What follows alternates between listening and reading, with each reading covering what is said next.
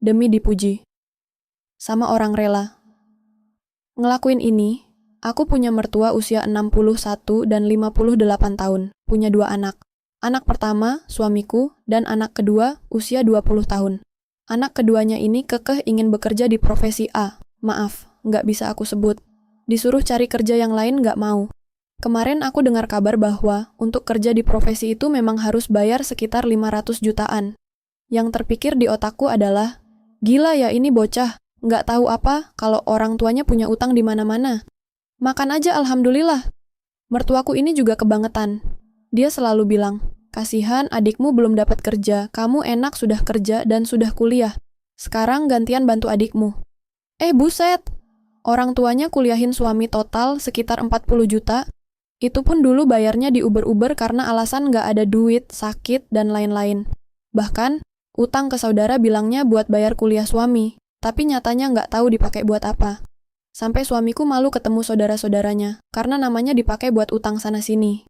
Kenapa uang kuliah nggak bayar sendiri? Karena dulu sebelum nikah, sepakat bahwa kuliah suami dibayar mertua. Waktu itu aku kuliah yang bayar juga orang tuaku, biar nggak ganggu keuangan kami pas awal-awal nikah. Lagi pula, dulu suamiku cari kerja nggak pakai duit dari mereka. Dia ngelamar kerja sana-sini, uang habis banyak buat nulis surat lamaran, dan lain-lain.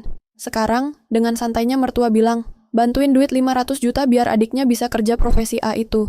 Udah tahu nggak punya uang, semua serba kepepet, tapi tetap maksa mau kerja di situ. Mungkin adiknya iri lihat kakaknya hidup enak. BTW, suamiku baru ngerasain hidup enak dan nyaman itu setelah kenal sama aku.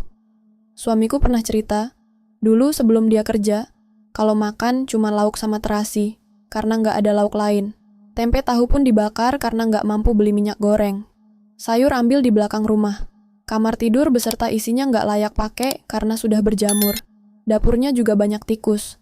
Kalaupun bisa makan ayam sapi, itu pun yang makan adiknya, karena dia nggak doyan kalau bukan protein hewani. Itu pun makan kalau dikasih orang lain, misalnya dari orang yang habis nikahan, syukuran. Dengan keadaan kayak gitu, aku nggak habis pikir. Karena mertua itu dulu ASN. Tapi gajinya nggak pernah diterima utuh karena dipotong buat bayar utang. Gaji 6 juta cuma terima 400-500 ribu. Makanya, waktu suami lulus SMA, dia pilih kerja buat kasih makan keluarganya, sampai nggak mikirin dirinya sendiri. Gajinya dulu sebelum nikah habis buat kasih makan keluarga. Dan sekarang mereka bikin ulah lagi. Mau minta bantuan duit 500 juta. Sebenarnya, ada alasan lain kenapa adik suamiku ini kekeh pengen profesi A. Jadi, dulu mertua pernah pergi ke orang pintar, terus mereka tanya ke orang itu, kira-kira adiknya ini nanti kalau kerja jadi apa? Dijawab sama orang pintar katanya kerjanya nanti jadi profesi A. Dari situlah adiknya ini nggak pernah berjuang apa-apa, tapi tiba-tiba maunya kerja di situ.